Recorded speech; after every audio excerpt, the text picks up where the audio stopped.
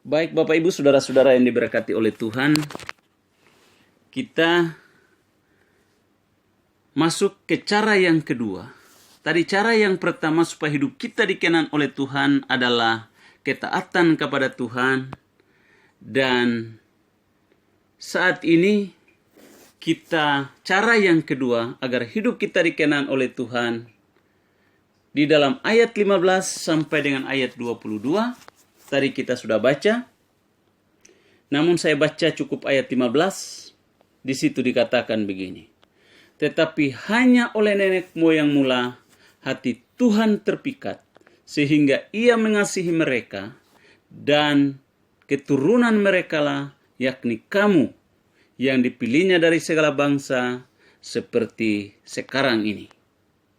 Sebab itu sunatlah hatimu, dan janganlah lagi kamu tegar tengkuk. Sampai ayat yang ke-22. Cara yang kedua supaya hidup kita dikenan oleh Tuhan adalah bersyukur kepada Tuhan. Bersyukur kepada Tuhan adalah cara kedua agar hidup kita dikenan oleh Tuhan. Ketika kita melihat pembacaan kita di dalam ayat 15 tadi, di situ tadi sudah jelas, saya sudah baca bahwa mereka bersyukur oleh karena apa? Mereka bersyukur alasannya adalah karena hati Tuhan terpikat kepada nenek moyang mereka, sehingga Tuhan mengasihi mereka, yaitulah nenek moyang umat Israel, yaitulah Abraham, Ishak, dan Yakub. Nah, saudara-saudara yang dikasihi oleh Tuhan, mereka bersyukur alasannya adalah mereka dipilih oleh Tuhan dari segala bangsa di bawah kolong langit. Pilihan Allah secara mutlak, tanpa intervensi dari pihak manusia. Allah sendirilah yang memilih umat Israel, bangsa Israel, sebagai umat pilihannya. Saudara-saudaraku yang dikasihi oleh Tuhan. Dan oleh karena itu, kalau bangsa Israel menyadari bahwa mereka adalah umat pilihan Allah, yang aturannya mereka bersyukur, yang aturannya mereka berterima kasih kepada Tuhan, tetapi yang dilakukan adalah mereka bersungut, mereka mempersalahkan Tuhan, mereka memberontak terhadap Tuhan, mereka melanggar Taurat Tuhan, mereka melanggar perintah-perintah Tuhan. Hal inilah yang membuat Tuhan marah. Saudara-saudara yang dikasihi oleh Tuhan. Di dalam ayat 16 di sana dikatakan tadi, sebab itu sunatlah hatimu, dan janganlah lagi kamu tegar tengkuk. Umat Israel, bangsa Israel dikenal sebagai bangsa yang tegar tengkuk. Itu dibuktikan dengan suatu peristiwa. Ada banyak peristiwa, tapi ada satu peristiwa, yaitulah peristiwa di Marah, di mana air di sana itu pahit. Mereka bersungut, mereka marah, dan mereka hendak melempari Musa dengan batu. Tetapi di situ Tuhan turun tangan untuk mengubah air itu menjadi manis. Dan bukan hanya itu saja, tetapi peristiwa yang lebih mengerikan adalah peristiwa di padang gurun Sinai pada waktu Tuhan berfirman kepada Musa, dan Musa naik ke atas gunung Sinai selama 40 hari 40 malam di atas gunung Sinai. Oleh karena begitu lamanya Musa di atas gunung Sinai, sehingga umat itu memberontak dan mereka mendesak Harun untuk membuat lembu emas sebagai Allah yang mereka puja. Dan ketika Musa turun melihat hal itu, Musa menjadi marah, dan di situ terjadi korban yang begitu banyak di antara umat Israel. Ribuan orang mati. Karena apa? Mereka memilih Allah bagi mereka. Karena itu kalau kita yang memilih Allah, bisa saja Allah yang kita pilih itu salah. Tetapi kalau Allah yang memilih kita, karena Dia adalah Allah, Dia yang dapat memilih kita. Maka pilihan Allah tidak pernah salah. Saudara-saudara yang dikasihi oleh Tuhan. Di sana dikatakan sunatlah hati. Artinya mereka perlu bertobat. Mereka tidak boleh tegar tengkuk. Mereka harus tundukkan pikiran mereka. Keegoisan mereka, kesombongan mereka. Di bawah otoritas pimpinan Tuhan. Di bawah otoritas pimpinan Tuhan melalui Musa. Supaya perjalanan mereka itu berhasil sampai masuk tanah perjanjian. Saudara-saudara yang dikasih oleh Tuhan. Jikalau kita melihat di kitab Kejadian 17 ayat 1 sampai 27. Di situ Tuhan memerintahkan Abraham untuk menyunati semua keturunannya. Di mana di situ sunat sebagai tanda perjanjian. Dan sunat di situ adalah sunat lahiriah. Kita melihat sebentar. Di dalam Kejadian 17 ayat 1 sampai 7. Di situ berbicara tentang sunat sebagai tanda perjanjian Allah dan Abraham. Sunat lahiriah. Namun di dalam ayat 16 ini, di dalam Ulangan 10 ayat 16 ini, Tuhan mengingatkan kepada mereka supaya mereka sunat hati. Saudaraku yang dikasih dalam Tuhan. Di dalam perjanjian baru, sunat lahiriah dilakukan atau tidak lakukan, itu tidak menjadi suatu tuntutan hukum kepada kita. Tetapi kalau orang percaya, anak-anak Tuhan, mau sunat secara lahiriah, silakan. Karena demi kesehatan, silakan. Tetapi tidak ada hukum yang mengikat untuk seorang anak Tuhan harus disunat secara lahiriah. Tetapi yang dimintakan oleh Tuhan kepada kita adalah sunat hati. Artinya hati yang benar-benar bertobat, yang takut akan Tuhan, yang sungguh-sungguh mengasihi Tuhan dan mengasihi sesama. Sunat hati.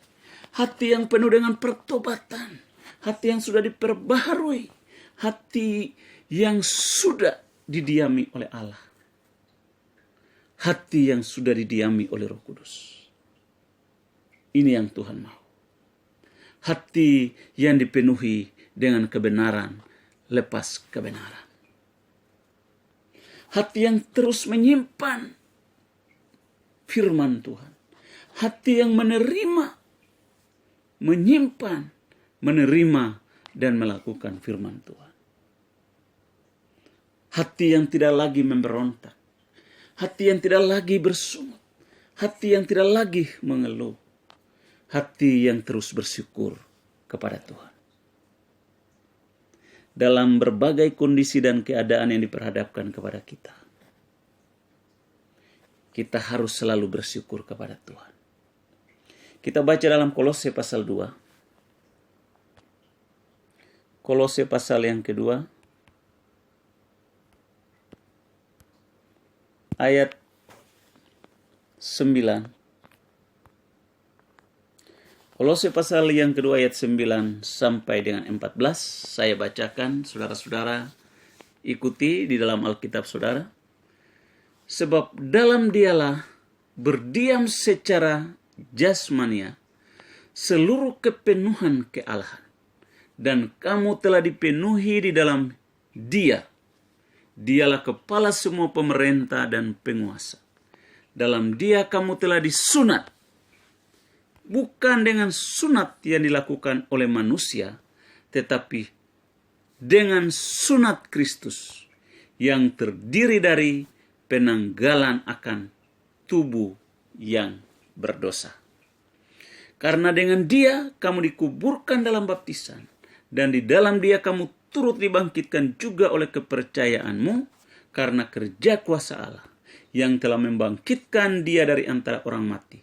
Kamu juga meskipun dahulu mati oleh pelanggaranmu dan oleh karena tidak disunat secara lahiriah, telah dihidupkan Allah bersama-sama dengan Dia sesudah Ia mengampuni segala pelanggaran kita dengan menghapuskan surat hutang yang oleh ketentuan-ketentuan hukum mendakwa dan mengancam kita, dan itu ditiadakannya dengan memakukannya pada kayu salib. Haleluya, luar biasa. Saudara-saudara, di situ dikatakan bahwa ayat yang tadi kita baca,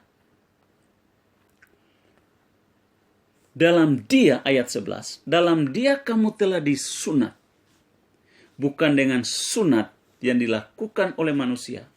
Jadi di dalam Kristus kita telah disunat, bukan dengan sunat yang dilakukan oleh manusia, tetapi dengan sunat Kristus yang terdiri dari penanggalan akan tubuh yang berdosa. Nah, saudara-saudara, jadi karena kita telah percaya kepada Tuhan Yesus Kristus sebagai Tuhan dan Juru Selamat pribadi, maka kita yang tadinya adalah orang berdosa, kita percaya kepada Kristus. Saat itu kita disahkan menjadi anak Allah. Kita dipindahkan dari posisi hamba dosa menjadi hamba kebenaran. Dari hamba iblis menjadi hamba Tuhan. Dan ketika kita berada di dalam Kristus, kita sudah disunat secara rohania di dalam Kristus. Saudara-saudara yang diberkati oleh Tuhan, di dalam memahami kehidupan kekristenan, kita harus memahami bahwa jikalau Tuhan memilih bangsa Israel dari sekian banyak suku dan bahasa, mereka, bangsa Israel yang dipilih oleh Tuhan menjadi umat kesayangannya. Tetapi oleh karena mereka menolak Yesus yang adalah Mesias, maka Allah berkarya untuk mengadopsi bangsa-bangsa lain menjadi anak-anaknya, yaitulah termasuk saudara dan saya sebagai orang-orang yang percaya kepada Tuhan Yesus Kristus. Kita percaya kepada Tuhan Yesus Kristus, kita dimerdekakan dari segala kuasa dosa. Kita dibebaskan, dimerdekakan. Artinya kita memperoleh keselamatan dari penghukuman dosa. Saudara-saudaraku yang dikasihi oleh Tuhan, kita patut bersyukur kepada Tuhan. Karena dari sekian banyak suku dan bahasa, dari sekian banyak manusia di bumi ini, saudara, Bapak, Ibu, dan saya dipilih menjadi anak-anak Tuhan. Karena itu kita menjadi anak-anak Tuhan. Janganlah bermain-main dengan dosa. Tetapi kita mau hidup di dalam Kristus, sama seperti Kristus hidup. Pada saat Tuhan Yesus berada di tengah-tengah dunia bersama para murid, Dia pernah menantang orang-orang Farisi dan ahli-ahli Taurat. Siapakah di antara kalian yang dapat membuktikan bahwa aku berdosa? Tidak ada seorang pun yang dapat membuktikan bahwa Yesus berdosa. Karena apa? Karena Dia adalah manusia sejati dan Dia adalah Allah sejati. Dia adalah manusia sejati tanpa dosa. Dia adalah manusia sejati yang hidup di dalam kebenaran, mengikuti dan melakukan kehendak Bapa di surga. Dia taat. Bahkan di dalam ayat lain dikatakan, ia taat bahkan sampai mati di kayu salib. Saudara-saudara yang dikasihi oleh Tuhan, kita perlu bersyukur kepada Tuhan, karena Tuhan memilih kita dari sekian bangsa, suku, dan bahasa. Bangsa Israel bersyukur kepada Tuhan karena mereka dipilih oleh Tuhan dari segala bangsa. Kita bersyukur kepada Tuhan karena kita dipilih, orang-orang yang percaya kepada Yesus dipilih dari berbagai suku dan bahasa, dari sekian banyak manusia di dunia ini. Saudara dan saya dipilih oleh Tuhan, ditebus oleh Kristus. Kita menjadi orang-orang yang dimerdekakan, orang-orang yang tidak lagi berada di bawah belenggu dosa, yang tidak lagi berada di dalam jajahan dosa, tidak berada dalam penghukuman dosa, tapi kita sudah memperoleh kemerdekaan di dalam Kristus Yesus Tuhan. Dan kita hendak berjalan menuju Yerusalem sorgawi. Haleluya. Di dalam 1 Petrus pasal 2 ayat 9 di sana dikatakan, kamulah bangsa yang terpilih, imamat yang rajani, bangsa yang kudus, umat kepunyaan Allah sendiri. Supaya kamu memberitakan perbuatan-perbuatan yang besar dari Dia, yang telah memanggil kamu dari kegelapan kepada terangnya yang ajaib. Di dalam ayat yang berikutnya di situ dikatakan, kamu yang dahulu bukan umat Allah, tetapi yang sekarang menjadi umatnya. Kamu yang dahulu tidak dikasihani, tetapi yang sekarang telah beroleh belas kasihan. Saudara-saudara, tadi firman Tuhan dikatakan oleh Paulus kepada jemaat yang ada di Kolose, bahwa mereka telah mengalami suatu sunat secara rohania di dalam Kristus. Penanggalan akan tubuh yang berdosa. Penanggalan akan kehidupan mereka yang berdosa. Bahkan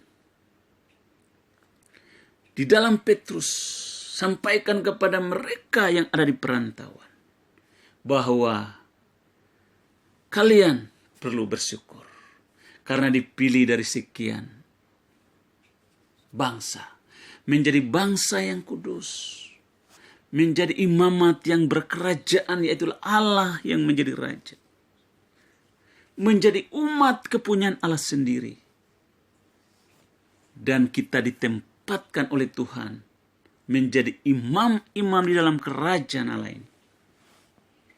Bukan untuk berpangku kaki, bukan untuk berpangku tangan, tetapi Alkitab mengatakan dalam 1 Petrus 2 tadi, supaya kamu memberitakan perbuatan-perbuatan yang besar dari Dia,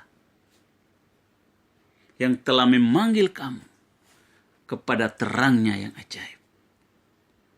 Kita harus menjadi saksi. Kita harus menjadi terang dan menjadi garam. Karena identitas kita adalah terang dan garam. Kamu adalah terang dunia. Kamu adalah garam dunia. Bahkan Paulus katakan di dalam ayat lain, hendaklah engkau menjadi surat Kristus yang terbuka, yang dapat dibaca oleh semua orang. Haleluya. Nah, saudara-saudara yang diberkati oleh Tuhan, bersyukurlah kalau saudara dan saya, kita dipilih oleh Allah menjadi anak-anaknya. Bersyukur kepada Tuhan. Hal kedua yang dilakukan agar hidup kita berkenan atau dikenan oleh Tuhan adalah bersyukur kepada Tuhan. Di dalam bersyukur kepada Tuhan ada alasan yang mendasar, yaitu oleh karena Allah memilih kita dari segala bangsa. Dan bahagian yang kedua Kita kembali ke Ulangan pasal 10.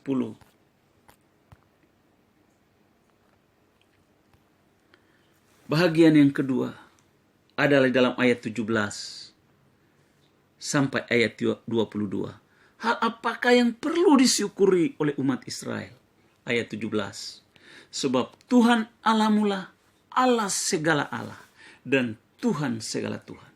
Allah yang besar, kuat dan dahsyat, yang tidak memandang bulu ataupun menerima suap, yang membelah hak anak yatim dan janda, dan menunjukkan kasihnya kepada orang asing dengan memberikan kepadanya makanan dan pakaian. Sebab itu haruslah kamu menunjukkan kasihmu kepada orang asing, sebab kamu pun dahulu adalah orang asing di tanah Mesir. Engkau harus takut akan Tuhan Allahmu. Kepadanya haruslah engkau beribadah dan berpaut, dan demi namanya haruslah engkau bersumpah. Dialah pokok puji-pujian, dan dialah Allahmu yang telah melakukan di antaramu perbuatan-perbuatan yang besar dan dahsyat, yang telah kau lihat dengan matamu sendiri.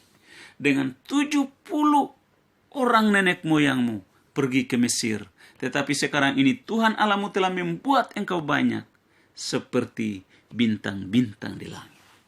Ada banyak hal yang harus disyukuri oleh umat Israel. Tadi yang pertama, mereka bersyukur oleh karena aturannya mereka bersyukur oleh karena mereka dipilih oleh Tuhan dari segala bangsa.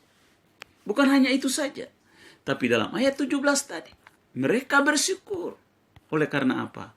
Mereka harus bersyukur sebenarnya oleh karena mereka memiliki Allah yang luar biasa. Allah di atas segala Allah. Tuhan di atas segala Tuhan. Allah yang hidup dengan tangannya yang kuat dan lengan yang perkasa.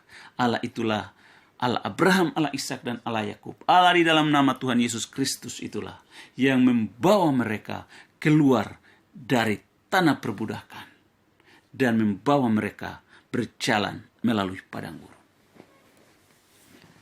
Dan aturannya mereka bersyukur. Tetapi mereka tidak mensyukuri itu. Tetapi mereka mencoba-coba untuk memilih Allah yang cocok dengan pikiran mereka. Ini yang salah Bapak Ibu Saudara. Umat Israel telah dipilih oleh Allah di atas segala Allah. Oleh Tuhan di atas segala Tuhan. Tuhan yang berdaulat dan berotoritas. Mereka telah menyaksikan dengan mata mereka sendiri bagaimana mujizat-mujizat Tuhan terjadi. 10 tulah di tanah Mesir membuat penduduk Mesir gemetar. Membuat Firaun gemetar dan mengizinkan mereka keluar dari tanah Mesir. Tapi apa yang terjadi? Mereka lupa akan pekerjaan karya-karya Tuhan yang luar biasa itu. Dan mereka mencoba memilih Allah menurut konsep pikiran mereka. Saudara, kalau Allah yang memilih kita pasti benar. Pilihannya benar. Karena Dia adalah Allah yang adalah kebenaran. Tetapi kalau manusia yang memilih Allah, maka pilihan manusia itu akan salah. Pilihan manusia itu pasti salah ketika manusia yang memiliki konsep untuk memilih Allah.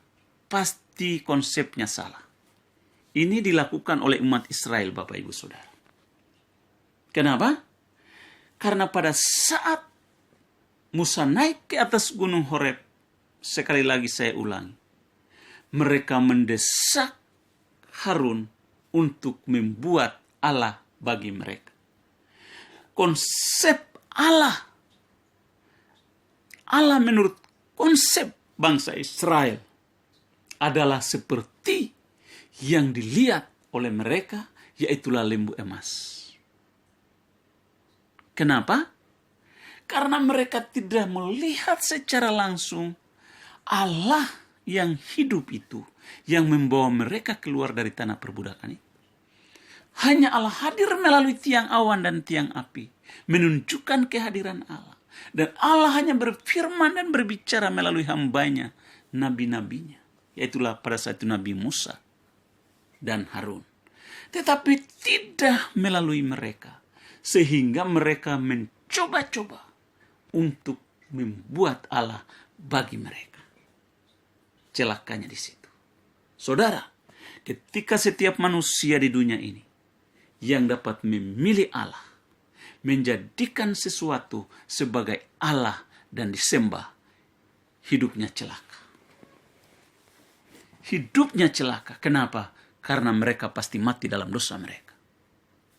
Alkitab mengatakan, bangsa Israel ketika mereka memilih Allah bagi mereka, yaitulah lembu emas yang dibentuk oleh Harun menjadi Allah dan mereka menyembahnya.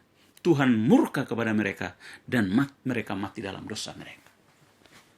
Saudara-saudaraku, ada begitu banyak orang di dunia ini yang menyembah kepada berhala, kepada patung-patung, yang punya tangan tapi tidak bisa bekerja, yang punya mata tetapi tidak bisa melihat, yang punya telinga tetapi tidak bisa mendengar, yang punya kaki tidak bisa berjalan, yang punya kepala tapi tidak bisa berpikir. Tetapi manusia-manusia tolol ini, manusia-manusia bodoh itu, masih memilihnya sebagai Tuhan mereka. Untuk membersihkannya saja dia harus pindahkan. Dia harus bersihkan. Tangan manusia itulah yang membersihkannya. Untuk memindahkannya, tangan manusia itulah yang memindahkannya dari satu tempat ke tempat yang lain. Itu adalah Allah pilihan menurut konsep manusia. Dan dengarkan baik-baik, itu adalah penyembahan berhala. Ada begitu banyak orang-orang percaya, orang-orang Kristen yang juga memilih pohon-pohon besar, memilih batu-batu besar, dan itu disembah sebagai Allah yang punya kekuatan, yang punya kemampuan, yang bisa memberikan kekayaan, yang bisa memberikan kemakmuran. Padahal apa yang terjadi? Itu adalah iblis, itu adalah setan, itu adalah roh-roh jahat, itu adalah kegelapan yang sementara memanipulasi pikiran kita manusia, orang-orang percaya, untuk mengikuti iblis dan roh-roh jahat. Jikalau di antara orang-orang percaya yang masih menyembah kepada berhala-berhala, kepada pohon besar, kepada batu besar, bertobat. Jikalau ada orang percaya yang masih sukanya pergi ke tempat-tempat keramat, ada orang-orang percaya yang juga masih pergi ke Gunung Kawi untuk bertapa di sana, mencari pesugihan. Bertobat Bapak Ibu Saudara. Mungkin ada orang-orang percaya yang juga masih pergi ke paranormal, pergi ke orang pintar, untuk mencari tahu bagaimana nasibnya, masa depannya dan hari depannya. Bapak Ibu Saudara, itu adalah konsep pikiran mereka yang dapat dikuasai oleh iblis, sehingga mereka melakukan hal-hal itu. Hari ini saya mau beritahu kepada saudara, jikalau ada orang-orang percaya, orang-orang Kristen yang masih mendua hati, yaitu percaya kepada Tuhan Yesus, tetapi juga masih percaya kepada berhala-berhala, masih percaya kepada okultisme, masih percaya kepada penyembahan-penyembahan berhala. Saya beritahu saudara, bertobat dan lepaskan. Saudara-saudara yang diberkati oleh Tuhan, janganlah kita memilih Allah menurut konsep pikiran kita.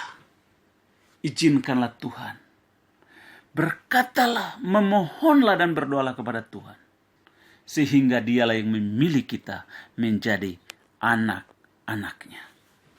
Haleluya.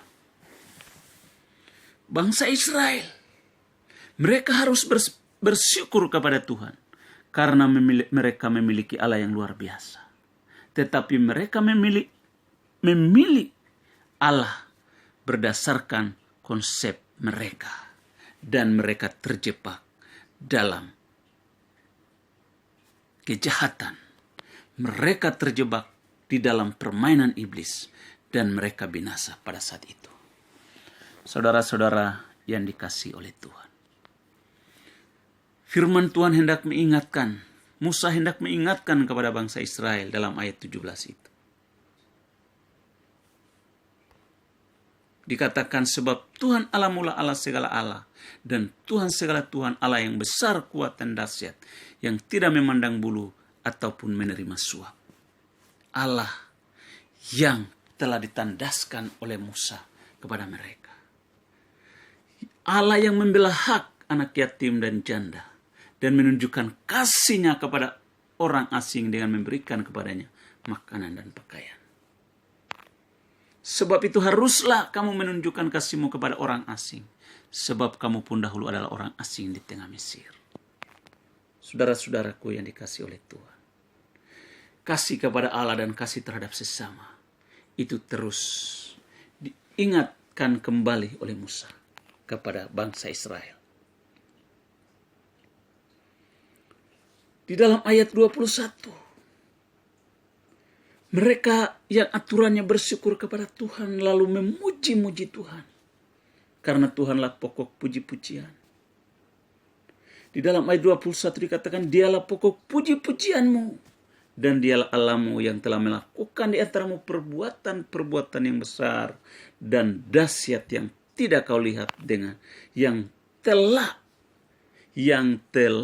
kau lihat dengan matamu sendiri. Mereka lihat dengan mata mereka sendiri bahwa Tuhan melakukan perbuatan-perbuatan yang besar dan dahsyat. Mereka tidak mensyukuri itu. Saya ragu, jangan sampai di antara kita, Bapak, Ibu, Saudara, orang-orang percaya, orang-orang Kristen, jangan sampai saudara pernah mengalami kasih Tuhan. Saudara pernah mengalami pertolongan Tuhan. Saudara pada saat saudara berdoa dan Tuhan menjawab saudara dan Tuhan menolong saudara. Tetapi ketika saudara sudah ditolong oleh Tuhan, waktu terus bergulir, waktu terus berjalan, dan kemudian ada masalah baru lagi datang kepada saudara. Dan saudara lupa akan Tuhan. Dan saudara mulai dengan konsep pikiran saudara untuk mencari Tuhan menurut konsep pikiran saudara. Tuhan inilah yang benar. Sehingga saudara lari untuk minta pertolongan ke sana. Celaka Bapak Ibu Saudara. Larilah kepada Tuhan Yesus Kristus. Di dalam Yohanes 3 ayat 16. Karena begitu besar kasih Allah akan dunia ini, sehingga Ia telah mengaruniakan anaknya yang tunggal, supaya setiap orang yang percaya kepadanya tidak binasa, melainkan beroleh hidup yang kekal. Luar biasa. Musa memperingatkan mereka supaya mereka ingat bahwa Allah, mereka memiliki Allah yang luar biasa, yaitu Allah yang tidak memandang bulu, Allah yang tidak menerima suap, Allah yang membela hak anak yatim dan janda, Allah yang mengasihi orang asing, Allah yang melakukan perbuatan-perbuatan yang besar dan itu disaksikan oleh mereka sendiri. Dan Allah juga yang melipat gandakan keturunan mereka. Di dalam ayat 22 di sana dikatakan, dengan 70 orang nenek moyangmu pergi ke Mesir. Tetapi sekarang ini Tuhan Allahmu telah membuat engkau banyak seperti bintang-bintang di langit. Luar biasa. Tuhan melipat gandakan keturunan Abraham dari 70 orang nenek moyang dibuat berlipat ganda. Ribuan orang mereka berada di padang gurun.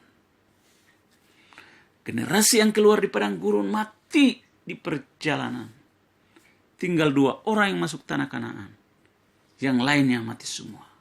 Sementara generasi yang lahir di perjalanan, ribuan orang itulah yang masuk tanah perjanjian. Bapak, Ibu, saudara-saudara yang diberkati oleh Tuhan. Relevansinya buat kita adalah, jikalau Tuhan memilih umat Israel dari sekian banyak suku dan bahasa, maka hal itu menjadi alasan buat mereka untuk bersyukur. Jikalau Allah yang luar biasa dan dahsyat, yang melakukan perkara-perkara yang dahsyat dan luar biasa di depan mata mereka, yang aturannya mereka mengalami sendiri. Pertolongan Tuhan buat mereka itu, dan aturannya itu menjadi alasan buat mereka bersyukur. Tetapi tidaklah demikian. Mereka lebih banyak bersungut-sungut, dan Tuhan menghabiskan mereka di tengah perjalanan menuju tanah perjanjian, yaitu tanah Kanaan. Bapak Ibu, saudara-saudara yang diberkati oleh Tuhan, saya mengajak Bapak Ibu untuk membuka satu bagian firman Tuhan dalam 1 Korintus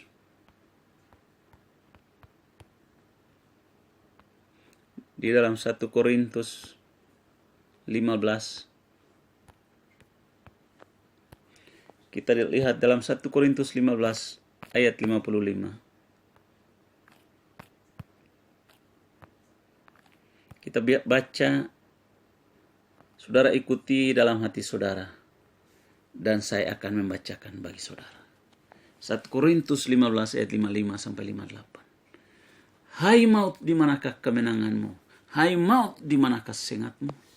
Sengat maut ialah dosa, dan kuasa dosa ialah hukum Taurat. Tetapi syukur kepada Allah yang telah memberikan kepada kita kemenangan oleh Yesus Kristus, Tuhan kita. Karena itu saudara-saudaraku yang kekasih, berdirilah teguh, jangan goyah, dan giatlah selalu dalam pekerjaan Tuhan. Sebab kamu tahu bahwa dalam pekerjaan Tuhan, jerih payahmu tidaklah sia-sia. Luar biasa. Apa gerangan yang akan memisahkan kita dari kasih Tuhan? Kita adalah manusia berdosa, namun dipilih oleh Allah dari sekian banyak suku dan bahasa. Kita ditebus dengan darahnya, dan kita beroleh kemenangan atas dosa, atas penghukuman kekal, atas belenggu dan ikatan-ikatan dosa. Kita memperoleh kemenangan karena kemenangan yang dikerjakan oleh Tuhan Yesus Kristus. Tuhan Yesus dahsyat, Tuhan Yesus luar biasa, Tuhan Yesus ajaib bagi saudara dan bagi saya. Hai maut, di manakah sengatmu? Sengat maut ialah dosa, dan kuasa dosa ialah hukum Taurat. Tetapi syukur kepada Allah, di dalam Kristus Yesus kita memperoleh kemenangan. Haleluya. Saudara-saudara yang diberkati oleh Tuhan, jikalau hari-hari ini engkau masih berada dalam kehidupan lama saudara, sekalipun saudara menjadi Kristen, mungkin saudara sudah menjadi orang Kristen sekian tahun, sekian puluh tahun, tetapi saudara mungkin masih seperti anjing yang kembali ke muntahnya, atau mungkin masih seperti babi yang masih bermain di dalam kotorannya, ataupun seperti kerbau yang bermain di kubangannya. Saya mau beritahu kepada saudara, tinggalkan hidup lama itu. Tinggalkan hidup lama itu. Sungguh-sungguhlah kepada Tuhan Yesus Kristus. Percayalah kepadanya. Berdoa dan mohon pertolongannya. Mohon supaya Roh Kudus menuntun saudara, memampukan saudara berjalan mengikut Tuhan, menyangkal diri dan pikul salib. Jikalau selama ini saudara masih mencintai kehidupan lama, bertobat Bapak Ibu Saudara. Bertobat. Bertobat. Dengan tujuan supaya apa? Jangan sampai kita binasa di tengah perjalanan. Jikalau umat Israel yang tidak bertobat, mereka memberontak terhadap Tuhan. Tuhan menghukum mereka oleh karena mereka tegar tengkuk. Mereka binasa di perjalanan. Perjalanan kita sementara menuju ke tanah perjanjian sorgawi. Kita menuju ke tanah perjanjian surgawi. Jangan bermain-main dengan kehidupan lamamu. Jangan kembali kepada kehidupan lamamu, sehingga engkau binasa di tengah perjalanan. Ketika Yesus datang, engkau tinggal bersama dengan dunia ini. Engkau akan binasa dan masuk dalam penghukuman kekal. Tetapi ketika engkau bertobat, tinggalkan dosa-dosa, sambut Kristus, berjalan di dalam terang firman Allah. Dengan kekuatan tangannya, Tuhan sendiri akan mengulurkan tangannya untuk memegang tangan saudara dan saya. Kita berjalan mengikutinya. Dari kemenangan, lepas kemenangan, kita akan memperoleh kemenangan. Dan kemenangan yang Tuhan berikan adalah kemenangan yang gilang gemilang. Kita baca dalam Roma 6 ayat 5. Roma 6 ayat yang kelima.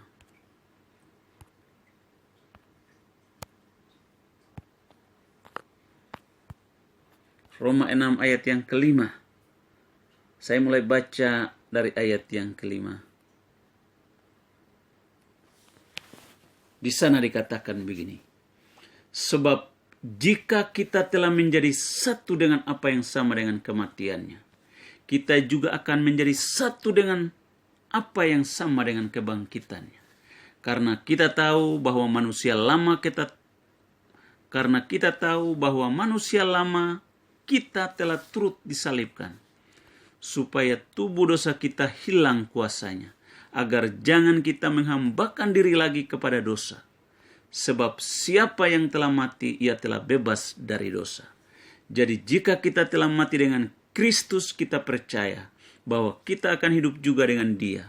Karena kita tahu bahwa Kristus sesudah ia bangkit dari antara orang mati, ia tidak mati lagi, mau tidak berkuasa lagi atas dia. Sebab kematiannya adalah kematian terhadap dosa, satu kali dan untuk selama-lamanya. Dan kehidupannya adalah kehidupan bagi Allah. Demikianlah hendaknya kamu memandangnya, bahwa kamu telah mati bagi dosa, tetapi kamu hidup bagi Allah dalam Kristus Yesus. Ayat 12, sebab itu hendaklah dosa jangan berkuasa lagi di dalam tubuhmu yang fana, supaya kamu jangan lagi menuruti keinginannya. Dan janganlah kamu menyerahkan anggota-anggota tubuhmu kepada dosa untuk dipakai sebagai senjata kelaliman. Tetapi serahkanlah dirimu kepada Allah sebagai orang-orang yang dahulu mati, tetapi yang sekarang hidup. Dan serahkanlah anggota-anggota tubuhmu kepada Allah untuk menjadi senjata-senjata kebenaran. Sebab kamu tidak akan dikuasai lagi oleh dosa, karena kamu tidak berada di bawah hukum Taurat, tetapi di bawah kasih karunia. Haleluya. Luar biasa. Kita mengingat, kita harus memandang. Di dalam ayat 11 dikatakan, demikianlah hendaknya kamu memandangnya, bahwa kamu telah mati bagi dosa, tetapi kamu hidup bagi Allah dalam Kristus Yesus. Kalau sampai Tuhan Yesus Kristus, dia mati karena manusia berdosa. Dia mati untuk manusia berdosa. Tidak relakah saudara melepaskan kehidupan lamamu? Tidak beranikah saudara, tidak maukah saudara meninggalkan kehidupan lamamu, meninggalkan dosa-dosa yang selama ini saudara sayang? Tinggalkan saudara. Di dalam ayat lain dikatakan, matikan dalam dirimu segala sesuatu yang duniawi, yaitu percabulan, percinahan, percideraan, keserakahan, fitnah, dan lain sebagainya. Ada banyak hal. Matikan dalam diri saudara. Milikilah pikiran Kristus. Milikilah perasaan Kristus. Milikilah hati Kristus. Jangan kita mengkhianati Tuhan dengan keberadaan kita. untuk melakukan dosa. Saudara yang diberkati oleh Tuhan. Di dalam hal kedua yang telah saya sampaikan melalui firman Tuhan malam hari ini, bahwa kita di dalam setiap hal, totalitas kita, aktivitas kita, tugas kita, tanggung jawab kita, pekerjaan kita, berbagai hal yang kita kerjakan, kita menjalaninya dengan penuh ucapan syukur. Saudara-saudara yang diberkati oleh Tuhan, saya tidak tahu kondisi saudara saat ini.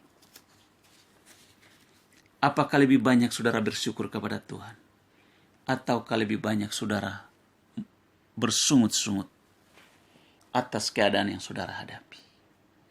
Saudara lebih banyak berterima kasih kepada Tuhan, ataukah saudara lebih banyak mengeluh kepada Tuhan? Roh saudara yang tahu tentang diri saudara, roh saya yang tahu tentang diri saya, Tuhan yang tahu tentang keberadaan saudara, Tuhan yang tahu tentang keberadaan saya.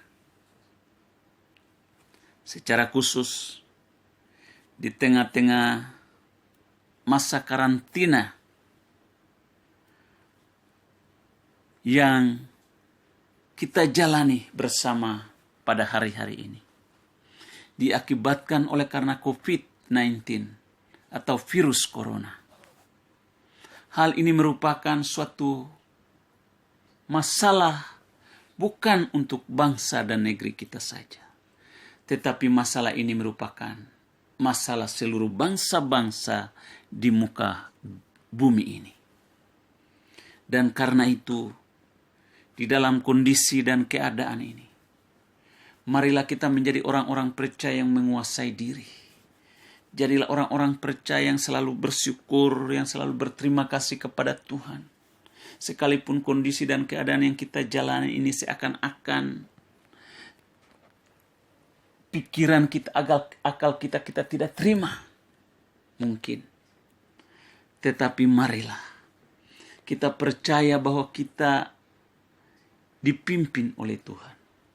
Kita dipelihara oleh Tuhan. Kita percaya kepada Tuhan yang hidup. Kepada Tuhan Yesus Kristus. Tuhan yang ajaib dan Tuhan yang berkuasa. Tuhan yang berdaulat untuk melakukan apapun. COVID-19 ini bisa juga merupakan sebuah ujian untuk iman kita, untuk percaya kita, dimurnikan dan diproses, supaya iman kita semakin murni dari hari ke hari. COVID-19 ini juga mungkin diizinkan oleh Tuhan terjadi untuk rencana-rencana dan maksud-maksud Tuhan hendak direalisasikan di tengah-tengah dunia ini. Kita tidak tahu. COVID-19 ini juga bisa juga merupakan ulah daripada manusia. Dan hal ini mengakibatkan sebuah malapetaka buat dunia. Dan hal ini menjadi teror, menjadi intimidasi. Virus ini menjadi teror dan menjadi intimidasi siang dan malam terhadap semua nyawa manusia di permukaan bumi ini. Tetapi sebagai hamba Tuhan saya mengingatkan kepada saudara-saudara, COVID-19 hanya bisa dapat mematikan tubuh jasmani. Kalau toh di antara orang-orang percaya yang terpapar dan kemudian mati, itu adalah kehendak Tuhan. Mungkin oleh karena kelalaian mereka dan waktunya mereka meninggal. Tetapi percayalah, COVID-19 hanya merenggut, bisa mematikan tubuh jasmani kita. Tetapi COVID-19 tidak bisa berkuasa mematikan roh kita. Takutlah kepada Tuhan yang mematikan baik tubuhmu maupun nyawamu. Lebih takut kepada yang mana? Takut corona kah? Lebih takut COVID-19 kah? Atau lebih takut kepada Tuhan?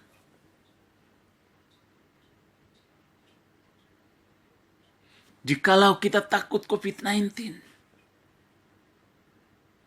sehingga kita menjaga diri, demikian juga kalau kita takut akan Tuhan. Kita menjaga jiwa kita, roh kita dan tubuh kita untuk tidak melakukan segala hal yang berkaitan dengan dosa. Saudara-saudara yang diberkati oleh Tuhan, kiranya di tengah-tengah pandemi COVID-19 ini, kita masing-masing melaksanakan tugas dan tanggung jawab kita di tengah-tengah bangsa dan negeri kita. Kita percaya bahwa Tuhan menetapkan hamba-hamba Allah di tengah-tengah bangsa dan negeri ini, yaitu pemerintah dari pemerintah yang tertinggi dari Bapak Presiden sampai kepada kepala desa, sampai kepada RT di setiap daerah. Mereka adalah hamba-hamba Allah yang ditetapkan untuk mengatur kita, masyarakat, dan karena itu kita taat kepada mereka. Taat terhadap peraturan-peraturan yang telah dibuat oleh Bapak Presiden Republik Indonesia. Taat terhadap peraturan gubernur di setiap provinsi. Terhadap gubernur kita di DKI Jakarta. Peraturan-peraturan untuk masa karantina ini ditaati dengan benar untuk memperlambat penyebaran virus corona, sehingga lambat laun virus corona ini bisa berlalu. Di dalam kita berdoa tetapi juga kita bekerja. Di dalam kita berdoa kita juga harus berusaha. Jangan sampai kita berkata kita ini adalah orang percaya, kita ini anak Tuhan, lalu dengan sewenang-wenang kita mengumpulkan massa, mengumpulkan jemaat, lalu beribadah, berkumpul ramai-ramai. Ini berarti kita tidak taat kepada pemerintah. Mari Bapak Ibu Saudara, semua kita dimanapun berada taatlah terhadap pemerintah. Demi kesejahteraan, demi keamanan, demi ketentraman bangsa dan negeri kita. Mengucap syukurlah kepada Tuhan. Karena kalau Tuhan menetapkan pemerintah kita yang saat ini memimpin kita, di mana pandemi corona ini terjadi, mereka mengatur segala sesuatu dengan baik. Mereka berusaha dengan semaksimal mereka. Ada begitu banyak hal yang mereka usaha untuk lakukan. Tapi mungkin ada saudara-saudara di daerah-daerah terpencil yang tidak terjangkau. Mungkin. Tetapi saudara tetap bersyukur kepada Tuhan. Karena saudara masih diberikan kehidupan. Masih diberikan nikmat. Masih diberikan napas, masih diberikan kesehatan dan kekuatan. Karena itu bersyukurlah dalam segala perkara. Kita baca ayat yang terakhir dalam Amsal 14.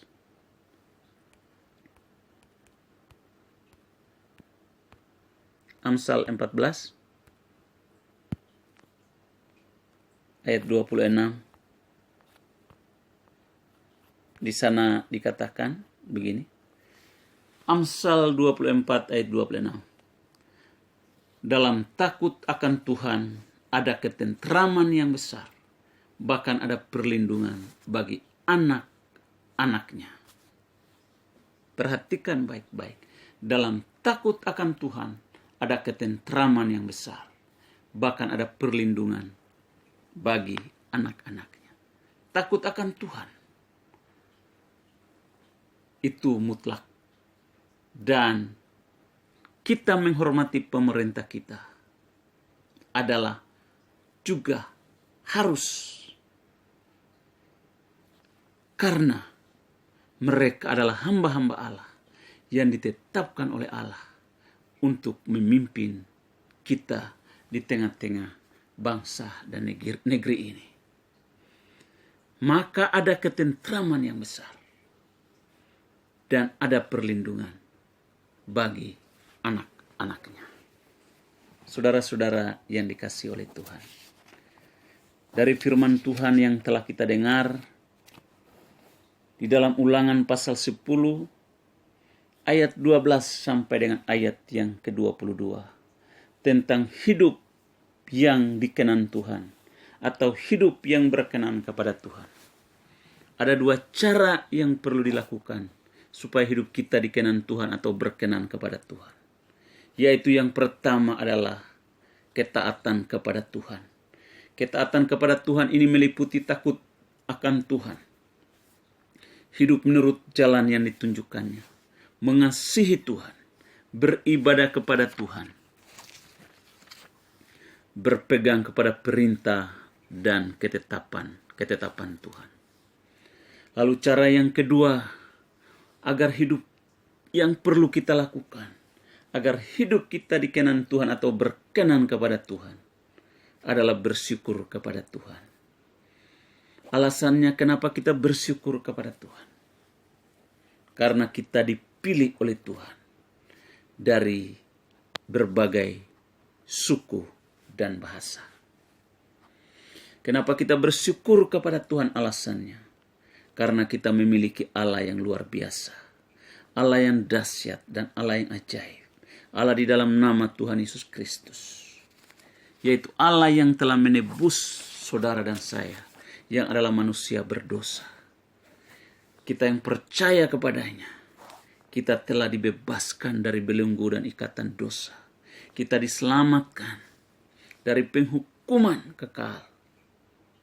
Kita beroleh kemerdekaan di dalam Kristus. Dia tetap memelihara kita melalui hamba-hamba Allah, pemerintah-pemerintah kita yang memerintah bangsa dan negeri ini, di pusat sampai kepada daerah-daerah terpencil dimanapun berada. Kita yakin mereka lah yang ditetapkan oleh Tuhan, dan karena itu kita taat untuk setiap peraturan-peraturan yang telah dibuat. Demi kesejahteraan, demi ketentraman buat setiap kita. Demikianlah firman Tuhan yang saya sampaikan pada kesempatan ini. Menjadi berkat bagi Bapak, Ibu, Saudara. Haleluya. Amin. Tuhan Yesus memberkati. Tuhan Yesus, kami bersyukur kepadamu, di mana kami boleh mendengar firman Tuhan pada kesempatan ini, bahwa kami boleh hidup kami dikenan oleh Tuhan. Caranya adalah supaya kami taat kepada Tuhan, yaitu kami takut Tuhan, yaitu kami harus mengikuti segala jalan-jalannya Tuhan, yaitu kami harus mengasihi Tuhan, yaitu kami harus beribadah kepada Tuhan, yaitu kami harus mengikuti segala peraturan-peraturan dan ketetapan-ketetapan, yaitulah segala firman Tuhan. Kami mengikuti segala kehendak dan kemauan Tuhan. Dan cara yang kedua adalah supaya hidup kami dikenan oleh Tuhan, kami boleh bersyukur kepada Tuhan. Bersyukur oleh karena Tuhan telah memilih kami menjadi anak-anaknya dari sekian banyak suku dan bahasa. Kami bersyukur oleh karena kami memiliki Allah yang dahsyat dan Allah yang luar biasa, Allah yang hidup, yang menebus kami dari keberdosaan kepada kebenaran, yang menebus kami dari maut kepada kehidupan. Tuhan, terima kasih buat karyamu yang luar biasa bagi kami. Secara khusus di tengah-tengah masa karantina ini, pandemi COVID-19 yang belum berakhir sampai saat ini. Hal ini merupakan persoalan di tengah-tengah bangsa-bangsa di dunia ini.